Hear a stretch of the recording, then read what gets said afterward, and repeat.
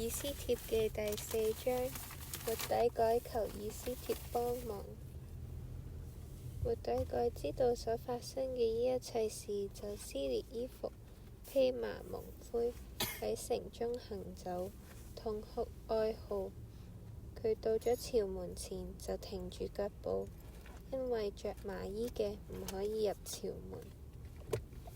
王嘅諭旨同埋敕令所到嘅各省各處，猶太人都極其悲哀，禁食、哭泣、哀號，許多人瞓喺麻布同埋爐灰中。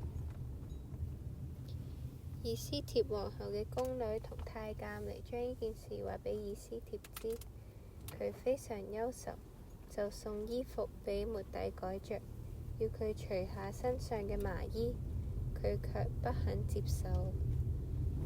以斯帖將王所派侍候佢嘅一個太監哈他革召嚟，吩咐佢去見末底改，要知道到底發生咗咩事，為何如此。於是哈他革出嚟，到朝門前嘅廣場見末底改。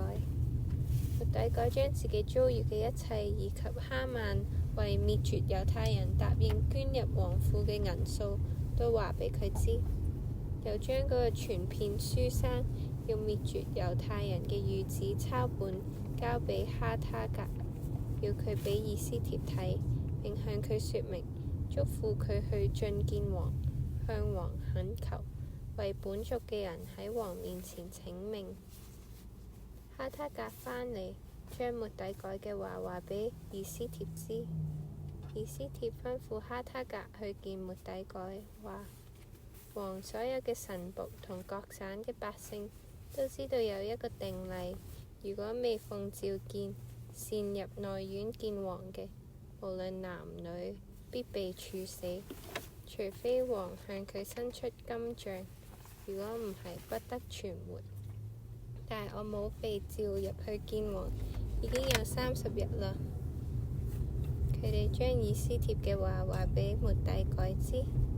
末底改託人回覆以斯帖話：你唔好自己以為喺皇宮裏面強過任何猶太人，得以幸免。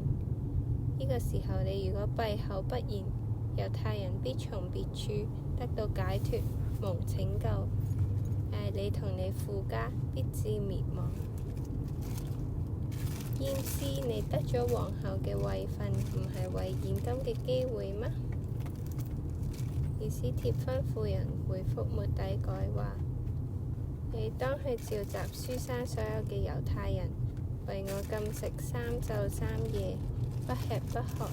我同我嘅宮女都要咁樣禁食，然後我會違例去進見王。我如果死就死啦。